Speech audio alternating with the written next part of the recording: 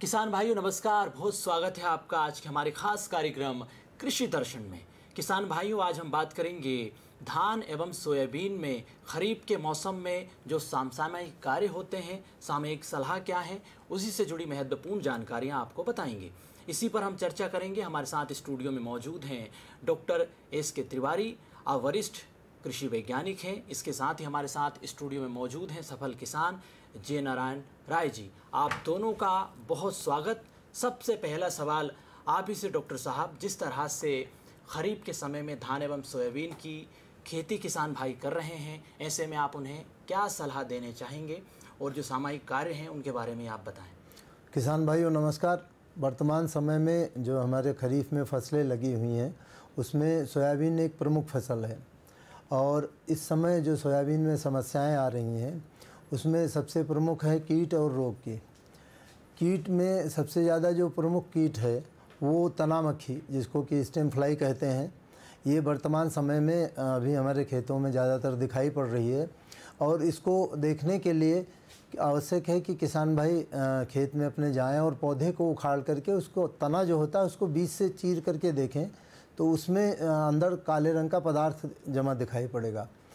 तना मक्खी जो है ये सामान्यतः जब हमारी फसल 20-25 दिन की होती है उसी समय इसका जो कीड़ा होता है, मक्खी जो होती है एडल्ट, फीमेल एडल्ट, वो जो है वो इसमें डंक मार करके और इसके अंदर अंडे घुसा देती है और वो अंडे उसमें पड़े रहते हैं। फिर अंडे से ही उसमें लार्वी डेवलप होती है और निम्फ बनते हैं और फिर वो अंदर ही जो पौधे का हमारा पूरा पदार्थ है, जो जाइलम फ्लोएम, इन सब को खाती रहती है अंदर, और अंदर खा करके पूरे तने को, पौधे को खोखला कर देती है। कई बार ये होता है कि किसान भाई दूर से देखते हैं फसल हमारी हरी दिख रही, कोई नुकसान नहीं, जबकि वो उसमें नुकसान कर रहा होता है। तो इसका प्रबंधन सबसे ज़रूरी है। दूसरा जो सबसे महत्वपूर्ण कीड़ा है वो रस चूसक कीट, क्योंकि वर्तमान समय में लगातार कई दिनों से बारिश हो रही, तो रस चूसक कीटों में सबसे महत्वपूर्ण है सफ़ेद मक्खी, जिसको हमारे किसान भाई अपनी शुद्ध भाषा में मच्छर भी कई क्षेत्रों में बोलते हैं। ये बहुत ही बारीक कीड़ा होता है और कई बार ये होता है कि जब हम देखने जाते हैं तो ये हमको खेत में दिखाई भी नहीं पड़ता। उसको देखने के लिए जब हम पौधे के पास बैठें और पौधे को हिलाएं तो बहुत बारीक सा मच्छर जैसा सफ़ेद रंग का उड़ता दिखाई पड़ता है। तो ये दोनों कीड़े जो है वो हमारी फसल को ज़्यादातर नुकसान कर रहे हैं। इनके प्रबंधन के लिए किसानों को चाहिए कि जो अभी बाज़ार में जो उपलब्ध कीटनाशी हैं उसमें लेमडासाइहेलोथ्रिन और थायोमेथाक्जाम, इन दोनों का मिक्सचर बाज़ार में उपलब्ध है और इसको लेकर के 125 से 130 ग्राम प्रति एकड़ के हिसाब से 200 लीटर पानी में घोल के छिड़काव करें तो इसका प्रभावी प्रबंधन होगा। बिल्कुल महत्वपूर्ण जानकारियां आपने दी किसानों को। हमारे साथ जे नारायण जी भी स्टूडियो में मौजूद हैं। जे नारायण जी लंबे समय से सोयाबीन धान की खेती कर रहे हैं। जे नारायण जी, आप अपने अनुभव किसानों के साथ साझा करें कि किस तरह से आप प्राकृतिक रूप से धान सोयाबीन की खेती करते हैं। और डॉक्टर साहब ने जो महत्वपूर्ण जानकारियाँ दी, चाहे वो रोग के बारे में, कीट के बारे में, उसको लेकर भी आप जो रसायन तैयार करते हैं प्राकृतिक रूप से, उसके बारे में भी आप बताएं हमारे किसान भाइयों को कि आप किस तरह से खेती करते हैं। किसान साथियों नमस्कार। मैं पिछले 2019 से प्राकृतिक गौ आधारित खेती कर रहा हूँ। अभी इस वर्ष मैंने एक खरीफ की फसल में सोयाबीन लगाया है। तो सोयाबीन लगाने के पहले हमने अपने घर के ही सोयाबीन को ग्रेडिंग करके बोने के समय बीज उपचार किया। बीज उपचार करने की बहुत सरल और सस्ती विधि है जो मैं आप लोगों के सामने शेयर कर रहा हूँ। 1 कुंटल सोयाबीन के लिए 5 किलो गौमूत्र और उसमें 100 ग्राम भुजा हुआ चूना मिला के सोयाबीन को लपेट दो और उसको हवा में फैला दो। और जब आपको बोनी करनी है 1-2 रोज में, जब अपने हिसाब से बोनी कर दीजिएगा। तो जैसे अभी सर बता रहे थे कि उसमें कीट लगते हैं, सफ़ेद मक्खी लगती है, तो मेरा ये कहना है किसानों को कि इस प्रकार आप बीज उपचार करेंगे तो पहली बात तो ये सफ़ेद मक्खी वाली बीमारी लगेगी नहीं। दूसरी बात इल्लियों की रही, तो इल्लियों के लिए हम घर पे कीटनाशक बनाते हैं, आग्नेयास्त्र बनाते हैं। बहुत सस्ती और सरल विधि और सुंदर विधि है, सस्ती। तो उसके लिए मैं आपको शेयर कर रहा हूँ किसानों के लिए। 20 किलो गौमूत्र लीजिएगा, उसमें 5 किलो नीम के पत्ते का पेस्ट, 2 किलो धतूरे के पत्ते का पेस्ट, 2 किलो अकाव के पत्ते का पेस्ट, 2 किलो बेशरम के पत्ते का पेस्ट, 1 किलो हरी मिर्ची तीखी वाली का पेस्ट, 1 किलो लहसुन का पेस्ट, 100 ग्राम हल्दी और एक खाने वाला तम्बाकू जो आता है 1 किलो। इन सब को 20 लीटर गोमूत्र में बॉयल करिएगा। जब ये 20 लीटर का 15 लीटर रह जाए, उतार के रख दीजिएगा ठंडे होने के लिए। फिर पहले उसको एक टाट में छान लीजिएगा, फिर दोबारा पतले कपड़े से छान के उसको स्टॉक करके रख दीजिएगा। जब आपके खेत में कहीं कहीं इल्लियाँ मालूम पड़े तो सबसे पहले आप उसको 200 लीटर में 5 से 6 लीटर जो घोल अपन ने जो बनाया है उसको मिला के स्प्रे करिएगा। मेरा दावा है और जो मैं कर रहा हूँ, आपके खेत में कीटनाशक लगेगा ही नहीं, न सफ़ेद मक्खियाँ लगेंगी न इल्लियाँ लगेंगी। ये मेरा अनुभव है। बिल्कुल, बहुत महत्वपूर्ण जानकारी आपने दी किसानों को कि कैसे वो पूरी विधि अपनाकर बहुत आसानी से प्राकृतिक खेती को अपना सकते हैं। किसान भाइयों, वक्त हो चला एक छोटे से ब्रेक का। ब्रेक के बाद हम खेती किसानी से जुड़ी महत्वपूर्ण बातों पर फिर से चर्चा शुरू करेंगे। अरे सुन तो। मुझे क्या सुनाना चाहते हो? जो सुनाओ मेरी सौतन को। किसको? अरे वही तुम्हारा मोबाइल फोन जिससे सुबह शाम दिन रात चिपके रहते थे और कहते थे किसान कॉल सेंटर से बातें हो रही हैं। अच्छा ये बात है। हाँ, क्यों? क्या हुआ? अब बात नहीं होती क्या? अब तो झट से बात हो जाती है। संबंधी समस्याओं का अपनी भाषा में तुरंत हल पाने के लिए पूरे भारत में किसी भी फोन से हेल्पलाइन नंबर पर संपर्क करें। किसानों का दोस्त किसान कॉल सेंटर। किसान भाइयों, ब्रेक के बाद एक बार फिर आपका स्वागत है। हम खेती किसानी से जुड़ी महत्वपूर्ण बातों पर चर्चा कर रहे हैं। स्टूडियो में हमारे साथ मौजूद हैं सफल किसान जय नारायण जी। इसके साथ ही कृषि विशेषज्ञ हमारे साथ डॉक्टर एस.के. तिवारी जी मौजूद हैं। चलिए खेती किसानी से जुड़ी बातें फिर से शुरू करते हैं। एक सवाल महत्वपूर्ण है डॉक्टर साहब, जो आप बात कर रहे थे कि कीट के बारे में, रसायन के बारे में। सोयाबीन के जो पौधे हैं वो बारिश की वजह से सड़कर गलकर नष्ट हो जाते हैं, ख़राब हो जाते हैं, तो उसको कैसे रोकें किसान भाई? बड़ी समस्या देखी जा रही है फिलहाल। वर्तमान समय में चूँकि कई दिनों तक लगातार बारिश होती रहती है और उस बारिश के कारण जो हमारी फसलें लगी हुई हैं उनकी जड़ें जहाँ तक होती हैं वहाँ बहुत ज़्यादा नमी एकत्र होने के कारण जड़ सड़न की भी समस्या आती है जी। और वो जड़ सड़न के साथ साथ जड़ जब अगर इसका समय पर नियंत्रण नहीं किया गया तो वो जड़ सड़न पूरे पौधे में फैलती है, बढ़ते बढ़ते वो तने में पहुंच जाती है। तो जड़ और तना सड़न दोनों इस बीमारी को कहते हैं। और इसका सबसे अच्छा प्रभावी नियंत्रण उपाय ये है कि किसान भाई कोई भी फफूंदनाशी जो बाज़ार में उपलब्ध है, जैसे कि आपका ये साफ पाउडर है, कार्बेंडाजिम और मैंकोजेब, दो इसमें मिक्सचर हैं, एक कॉन्ट्रैक्ट है और सिस्टमेटिक, दोनों का को मिला करके मिला हुआ कंपनी में का बाज़ार में उपलब्ध है। तो इसको स्प्रे करें तो इससे ये बहुत प्रभावी ढंग से नियंत्रण होगा। दूसरा जो सबसे महत्वपूर्ण है वो ये है, क्योंकि लगातार कई दिनों से बारिश हो रही, तो किसान भाइयों को अपनी खेतों की निगरानी करना चाहिए। जहाँ कहीं पर भी पानी भरा हुआ अगर दिखता है तो उस पानी को तुरंत जल निकासी की व्यवस्था करना चाहिए। अगर हम पानी निकाल देते हैं और हमारी जड़ों की सतह में अधिक पानी नमी नहीं इकट्ठा होती है तो ये समस्या कम होती है। बिल्कुल। तो किसान भाइयों, अगर आपके खेत में जल भराव की स्थिति बन रही है तो तुरंत निकासी की व्यवस्था करें। इससे आप इस समस्या से निजात पा सकते हैं। जय नारायण जी हमारे साथ हैं। जय नारायण जी, आप प्राकृतिक खेती के बारे में बता रहे थे। किसान भाई कैसे इसके ज़रिए उत्पादन क्षमता बढ़ा सकते हैं? उत्पादन बढ़ाने की बात है जी। तो खेत में जैसे अभी सर बता रहे थे जल सड़न की, जी। उसके लिए मैं भी कुछ थोड़ा सा एक शेयर अनुभव करना चाहता हूँ। आज का मानव बहुत लालची हो गया। उसने सोयाबीन की फसल लगाई, तुरंत खेत को हल बखर करके गेहूं की फसल लगा दी, गेहूं की फसल लगाई और मूंग की फसल लगा दी। जी। तो खेती को सूर्य भगवान की तो नज़र पड़ती ही नहीं है। जी। पानी दे दे के खेत को नमी कर देते हैं। इस साल खेतों में अधिक मात्रा में जल सड़न लग रहा है। उसका मेन कारण ये है कि खेती को धूप नहीं मिली। जी। एक मृदा स्वास्थ्य के लिए मैं एक और शेयर अनुभव करूं आप लोगों को। जी। खेत में तुलसी के पत्ते लगा दें, आप पेड़ लगा दें, और सन का बीज लगा दें, ढेचा का बीज लगा दें, और एक बार आप एक फसल को नहीं लें और इसको हल बखर के कंप्लीट कर दें। जब 2-2.5 फीट का हो जाए इसको बखर दें और फिर इसके बाद में आप फसल लगाएं, तो फसल भी अच्छी गुणवत्ता युक्त वाली पैदा होगी। ये में ऐसा मेरा मानना है और कहना है। जी बिल्कुल, ये अच्छी जानकारी आपने किसानों को दी। डॉक्टर साहब, एक सवाल ये भी है कि सोयाबीन में जो रस चूसक हैं, फली छेदक हैं कीटनाशक, उनके प्रबंधन के लिए क्या उपाय किसान भाई कर सकते हैं?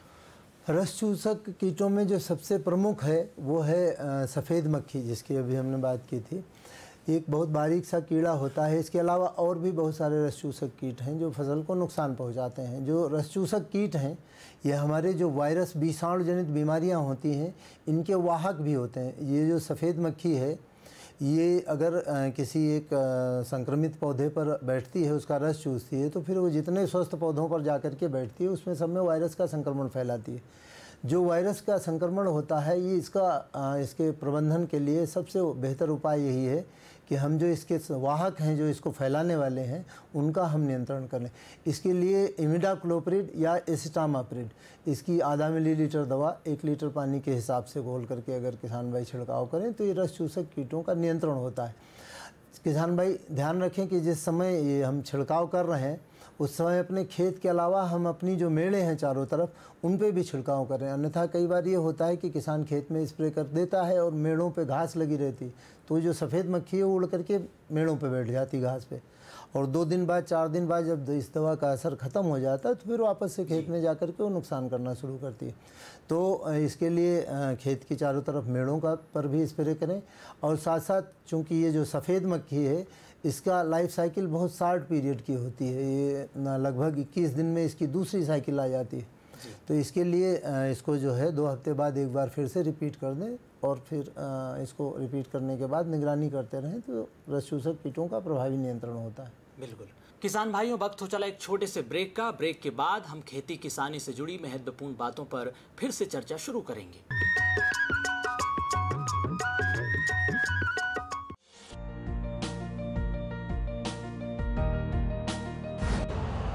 यूरिया का स्वदेशी उत्पादन 70 लाख टन बढ़ाने के लिए 6 उर्वरक संयंत्रों का उद्धार किया जा रहा है। FCIL के गोरखपुर, सिंदरी, तलचर और रामागुंडम संयंत्र, HFCL की बरौनी इकाई और BVFCL की नामरू फोर्थ। सोने पर सुहागा ये है कि देश में अब बनेगा सिर्फ नीम लेपित यूरिया, क्योंकि इससे होगा किसानों का फायदा ही फायदा। अनाज का उत्पादन 10% तक बढ़ेगा। बढ़ेगी 10 से 15% नाइट्रोजन क्षमता।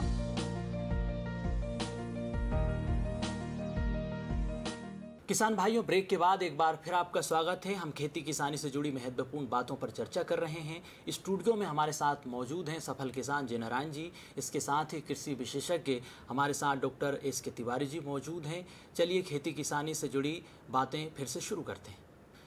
जय नारायण जी, आप जैविक खेती में तकनीक का भरपूर इस्तेमाल कर रहे हैं। अलग अलग तरीके से आप खेती कर रहे हैं, अलग अलग जो तरीके हैं, मॉडल हैं, उनको अपना रहे हैं। सुभाष पालेकर मॉडल को आपने अपनाया। इसके अलावा कृषि के क्षेत्र में जो उत्कृष्ट कार्य आप कर रहे हैं, अलग अलग सम्मान आपको मिले हैं, उनके बारे में भी आप किसानों को बताएं। देखिएगा, सम्मान वाली बात है जी, तो हर किसान सम्मान का पात्र हो सकता है, बशर्ते वो मेरे जैसी, ज़्यादा तो नहीं बोलना चाहता, मगर मेरे जैसी प्राकृतिक खेती करे तो हर किसान सम्मान पा सकता है जी। उसके लिए आपको यूरिया, DAP और पेस्टिसाइड का प्रयोग नहीं करना है। फिर खेती में कीट भी लगेंगे, पोषण भी चाहिए। तो जैसे मैंने पहले भी बताया और अभी और बता रहा हूँ, आपको यूरिया, DAP की जगह पे वर्मी कंपोस्ट यूज करना चाहिए, जीवामृत यूज करना चाहिए, सुभाष पालेकर जी वाला, राजपाल देवव्रत जी वाला, जिसमें बहुत सरल है, कोई मेहनत का काम नहीं है, बहुत सरल विधि है। जीवामृत की विधि बताऊं मैं आप लोगों को। 200 लीटर पानी में 15 किलो देसी गाय का गोबर, 10 किलो देसी गाय का गोमूत्र, 2 किलो सबसे खराब वाला गुड़, 2 किलो बेसन और 1 किलो बरगद की या पीपल के पेड़ के नीचे की मिट्टी मिला के उसको 4-5 रोज रहने दीजिए। 6-7 रोज में वो बन के तैयार हो जाती है। इसको एक ड्रम में रखना है, प्लास्टिक के ड्रम में, और सुबह शाम उसको 2 से 3 बार हिलाना भी है। जब ये 7-8 रोज में बन के तैयार हो जाए, 1 एकड़ खेत में 200 लीटर बहा दीजिएगा। बहुत ही शानदार फसल पैदा होगी और कीट भी नहीं लगेंगे। मेरे खेतों में तो आज भी किसी प्रकार के कीट नहीं आते। आप जहाँ भी देखेंगे ज़मीन में आपको केंचुए मिलेंगे, मधुमक्खी आपको मिलेगी। बहुत सरल विधि है जी। मेरे पास में आज वर्तमान में 28 यूनिट लगी हुई है वर्मी कंपोस्ट की। जी। डिकम्पोजर भी यूज करते हैं, तो बहुत जल्दी वर्मी कंपोस्ट बन के तैयार हो जाता है। केचुए जो आप मेरे खेत में देखेंगे तो आपको जगह जगह केचुए देखने को मिल जाएंगे। आज की स्थिति में हम खेती में अपने कोई अवशेष जलाते नहीं हैं। खेतों में मजदूरों के द्वारा नींदा भी करवाते हैं, तो नींदा भी हम अपने खेत में ही रखते हैं जी। जो हमको बाहर फेंकने की आवश्यकता नहीं है, तो वो भी कार्बन का उपयोग करते हैं। जी बिल्कुल ही, ये महत्वपूर्ण जानकारी आपने दी। किसान भाइयों, एक महत्वपूर्ण जानकारी मैं भी आपको देना चाहूँगा। जिस तरह से जयनारायण जी खेती करते हैं, कम लागत में अगर आप अधिक मुनाफा कमाना चाहते हैं तो इनसे ज़रूर जुड़िए। इनसे जो सलाह है वो भी लेते रहिए, क्योंकि इन्होंने कम लागत में अधिक मुनाफा कमाया। चने की आपने शानदार खेती की। जयनारायण जी, आप किसान भाइयों को क्या सलाह सुझाव देना चाहते हैं प्राकृतिक खेती को लेकर? कैसे वो प्राकृतिक खेती से जुड़ सकते हैं? सबसे पहले तो मैं किसानों को बोलूं कि भैया यूरिया, डीएपी और पेस्टिसाइड के जो प्रयोग से आपकी खेती बंजर हो गई है और जहरीला अन्न पैदा कर रही है, उससे खा के आपका परिवार, आप खुद, आपका समाज, राष्ट्र और देश गंभीर बीमारियों की चपेट में आ रहा है। इससे बचने के लिए आपको प्राकृतिक गौ आधारित खेती करना पड़ेगी। तो प्राकृतिक गौ आधारित खेती करने के लिए आपको सबसे पहले देसी गाय पालना पड़ेगी। उसमें जर्सी और एचएफ का नाम नहीं होना चाहिए। साहिवाल हो सकती है, गिर हो सकती है, आपके रोडों पे घूमने वाली गाय हो सकती है, बाकी जर्सी एचएफ नहीं होना। तो प्राकृतिक खेती सबसे सस्ती, सबसे सुंदर, सबसे सरल और मजबूत गुणवत्ता युक्त फसल देने वाली प्राकृतिक खेती है। बिल्कुल। और पिछले तो किसान भाइयों, प्राकृतिक खेती सबसे सस्ती, सबसे सुंदर, सबसे सरल, अच्छी खेती है। आप इसको अपनाइए। डॉक्टर साहब, एक संक्षेप में मेरा सवाल आपसे ये है कि किसान भाइयों को आप धान एवं सोयाबीन को लेकर क्या कुछ टिप्स देना चाहेंगे? धान जो फसल किसान भाइयों ने हमारे लगा रखा है, उसमें एक बहुत महत्वपूर्ण समस्या आती है, और वो समस्या होती है, आप लोगों ने भी सबने देखा होगा, जब बाली निकलती है तो हमारी बाली में, धान की बाली में कई रंग के दाने दिखते हैं। लाल दिखेगा, काला दिखेगा, पीला दिखेगा। इसको बोलते हैं फॉल्स हिस्मट, छद्म कंडुआ कहा जाता है। और इसको बहुत सारे क्षेत्रों में समस्या देखने को मिलती है जहाँ कहीं भी धान लगता है। तो इसके लिए किसान भाइयों को सबसे महत्वपूर्ण टिप्स ये है कि जब इसका प्रभावी प्रबंधन के लिए, जब किसान के खेतों में धान के बाली निकलने वाली हो, बाली निकलने की अवस्था से पहले ही ये हेक्साकोना जाल या प्रोपिकोना जाल, ये दो में से कोई एक को लेकर के, और उसको 125 से 130 मिलीलीटर प्रति एकड़ के हिसाब से 200 लीटर पानी में घोल करके छिड़काव करें, तो इससे प्रभावी नियंत्रण होगा। और ये जो बीमारी हमने बताई है, ये इसमें क्या होता है, शुरुआती अवस्था में तो लाल पीले दाने दिखते हैं, लेकिन वो लाल पीले दाने आकार में बड़े हो जाते हैं। बड़े होने के बाद जब वो कुछ दिन बाद और मैच्योर होते हैं तो बस्ट हो जाते हैं, फूट जाते हैं, और फूटने के बाद उसमें से काला रंग का पाउडर निकलता है। तो जो काला रंग का पाउडर निकलता है वो एक्चुअली स्पोर्स होते हैं बीमारी के। तो जहाँ कहीं भी वो पाउडर उड़ के पड़ता है तो उसको भी नुकसान करता है, वहाँ भी उसका इन्फेक्शन फैलाता है। बिल्कुल बिल्कुल, बहुत मुफीद लाभदायक जानकारी आपने किसान भाइयों को दी। खेती किसानी से जुड़ी हुई प्राकृतिक खेती से जुड़ी हुई। आप दोनों स्टूडियो में आए, आप दोनों का बहुत धन्यवाद। और जिस तरह से किसान भाइयों को जागरूक करने का आपने काम किया प्राकृतिक खेती को लेकर, जय नारायण जी आपका भी बहुत धन्यवाद। और अब समय हो चुका है खबरें खेती का। आइए देखते हैं खबरें खेती की। नमस्कार किसान भाइयों, खबरें खेती में आपका स्वागत है। आइए नजर डालते हैं आज की खास खबरों पर। किसानों के लिए वरदान है जीएसटी दरें, गौशालाएं बने आत्मनिर्भर, फसल नुकसान का मुआवजा दिया, फसल विविधता अपनाकर किसान बने प्रेरणा और सिंचाई की नई तकनीक होगी उपयोगी। और अब खबरें विस्तार से। जीएसटी की नई दरें और स्लैब से कृषि के क्षेत्र में व्यापक पैमाने पर असर दिखाई देगा। इससे विशेषकर छोटे और मंझोले किसानों को बहुत लाभ होगा। कृषि उपकरणों पर जीएसटी दरें कम होने के कारण कृषि की लागत घटेगी और किसानों का मुनाफा बढ़ेगा। यह बात केंद्रीय कृषि एवं ग्रामीण विकास मंत्री शिवराज सिंह चौहान ने भोपाल में आयोजित प्रेस वार्ता में कही। श्री चौहान ने नई जीएसटी दरों को क्रांतिकारी फैसला बताते हुए इससे ऐतिहासिक बदलाव की उम्मीद जताई है। उन्होंने कहा कि जीएसटी दरों में कटौती से देश भर के किसान, कृषि व डेयरी क्षेत्र के कामगार, पशुपालक बेहद प्रसन्न हैं। श्री चौहान ने कहा कि जीएसटी रिफॉर्म का प्रभाव छोटे और मंझोले किसानों के बीच व्यापक रूप से देखा जा सकेगा। उन्होंने कहा कि कृषि उपकरण चाहे वो ट्रैक्टर हो, हार्वेस्टर हो, रोटावेटर हो या अलग तरह के कृषि यंत्र जो जीएसटी घटाकर 5% की गई है, वो किसानों के लिए वरदान साबित होगी। कृषि उपकरणों, सौर ऊर्जा आधारित उपकरणों तथा जीएसटी दरें कम होने के कारण कृषि की लागत घटेगी और किसानों का मुनाफा बढ़ेगा। जैव कीटनाशक एवं सूक्ष्म पोषक तत्वों पर जीएसटी घटाई गई है, जिससे किसानों को लाभ होगा। साथ ही रासायनिक उर्वरकों से जैव उर्वरकों की तरफ किसानों की प्रवृत्ति निश्चित रूप से बढ़ेगी। कृषि मंत्री ने कहा कि डेयरी क्षेत्र में अब दूध और पनीर पर कोई जीएसटी नहीं होगा। इससे आम आदमी के साथ साथ किसानों, पशुपालकों और दुग्ध उत्पादकों को भी फायदा होगा। पशुपालन, मधुमक्खी पालन, मछली पालन, कृषि वानिकी, पोल्ट्री फार्म में भी जीएसटी छूट का लाभ स्पष्ट रूप से दिखाई देगा।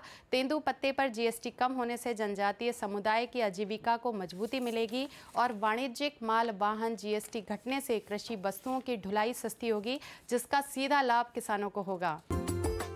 मुख्यमंत्री डॉक्टर मोहन यादव ने कहा है कि आत्मनिर्भर गौशाला प्रदेश की अर्थव्यवस्था में महत्वपूर्ण योगदान दे सकती हैं। गौशालाएं गोबर, गोमूत्र आदि अपशिष्ट से धन अर्जित कर संपन्न बन सकती हैं। डॉक्टर यादव मध्य प्रदेश गौ संवर्धन बोर्ड की बैठक में बोल रहे थे। उन्होंने अधिकारियों को निर्देश दिए कि प्रदेश के विभिन्न स्थानों में स्थानीय परिवेश के अनुसार देसी नस्ल के गौ पालन को प्रोत्साहित किया जाए। गौशालाओं के प्रबंधन में धार्मिक संस्थाओं और दानदाताओं को जोड़ा जाए। मुख्यमंत्री ने कहा कि प्रदेश में उपलब्ध पशुधन के अनुपात में पशु चिकित्सकों की संख्या कम है। गौवंश के बेहतर प्रबंधन एवं दुग्ध उत्पादन में वृद्धि के लिए पशु चिकित्सकों की संख्या में बढ़ोतरी जरूरी है, जिसके लिए आवश्यक कदम उठाए जाने चाहिए। डॉक्टर यादव ने कहा कि प्रदेश के जनजातीय अंचलों में भी गौपालन गतिविधियों को बढ़ाने के लिए आवश्यक नवाचार किए जाएं। प्रदेश में पशुपालन, कृषि, उद्यानिकी तथा नवकरणीय ऊर्जा के क्षेत्र में एक साथ काम करने से किसानों की आय में भी बढ़ोतरी होने के साथ साथ दुग्ध उत्पादन की दिशा में भी प्रदेश देश के शीर्षस्थ राज्यों में शामिल हो सकेगा। प्रदेश के विभिन्न हिस्सों में आई ज़्यादा बारिश और बाढ़ से फसलों को खासा नुकसान हुआ है। इस सिलसिले में प्रदेश सरकार ने प्रभावित किसानों को फसल नुकसान का मुआवजा प्रदान किया है। मुख्यमंत्री डॉक्टर मोहन यादव ने राज्य के प्रभावित 11 जिलों के 17,000 से अधिक किसानों को 20 करोड़ 60 लाख रुपए बाढ़ राहत राशि के रूप में प्रदान किए हैं। इस अवसर पर मुख्यमंत्री ने प्रभावित किसानों से वर्चुअल संवाद करते हुए कहा कि प्रदेश के अन्नदाताओं की खुशहाली ही हमारी सरकार की ताकत है। मौसम की मार में हम किसानों को बेसहारा नहीं होने देंगे। इस मौके पर राजस्व आयुक्त ने बताया कि प्राकृतिक प्रकोपों से प्रभावित परिवारों को तत्काल आर्थिक सहायता प्रदान करने के लिए राजस्व पुस्तक में प्रावधान किए गए हैं, जिससे प्रभावित परिवार अपनी आजीविका को दोबारा शुरू कर सकेंगे। पारंपरिक खेती के साथ साथ किसान अब फल सब्जी उत्पादन तो कर ही रहे हैं, साथ ही मछली पालन, मुर्गी पालन में भी किसानों का रुझान बढ़ रहा है। ऐसे ही एक किसान हैं पन्ना जिले के पटना तमोली के सुमित चौरसिया। किसान सुमित चौरसिया के खेतों में एक और धान की फसल लहलाती है तो दूसरी ओर होती है सब्जियों और फलों की भरपूर पैदावार।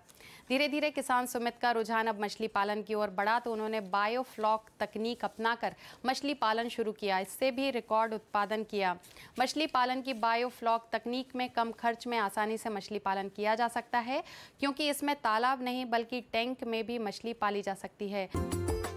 खेती बाड़ी में पानी की खपत कम करने के साथ ही फसलों का उत्पादन और किसानों की आमदनी बढ़ाने के लिए नई नई तकनीकों का विकास किया जा रहा है। इस कड़ी में सूक्ष्म सिंचाई एवं sensor based automation fertigation system का विकास किया गया है, जो उद्यानिकी फसलों के वरदान सिद्ध होगा। यह जानकारी उद्यानिकी एवं खाद्य प्रसंस्करण विभाग के अपर मुख्य सचिव अनुपम राजन ने कार्यक्रम में दी। उन्होंने कहा कि प्रदेश में उद्यानिकी के विस्तार की अपार संभावनाएं हैं। उद्यानिकी फसलों के उत्पादन को बढ़ाने के लिए सूक्ष्म सिंचाई एवं sensor based automation fertigation system pilot project के रूप में संपूर्ण प्रदेश में लागू किया गया है। इसकी सफलता पर उद्यानिकी के क्षेत्र में नए आयाम स्थापित होंगे। इस तकनीक से किसानों को पानी और उर्वरकों की बचत करने, फसल की गुणवत्ता सुधारने और उत्पादन बढ़ाने में मदद मिलेगी। तो किसान भाइयों, आज कृषि समाचारों में फिलहाल इतना ही और इसी के साथ मुझे दीजिए आज्ञा। नमस्कार। और जो उपाय विधियां बताई हैं उनके बारे में भी आप जानकारी हासिल कर ही चुके हैं कि कैसे उन विधियों को अपनाया जा सकता है, आप कैसे प्राकृतिक खेती से जुड़ सकते हैं। आपका आज के हमारे इस खास कार्यक्रम में इतना ही। बहुत महत्वपूर्ण जानकारियां आपने खेती किसानी से जुड़ी हासिल की। नमस्कार।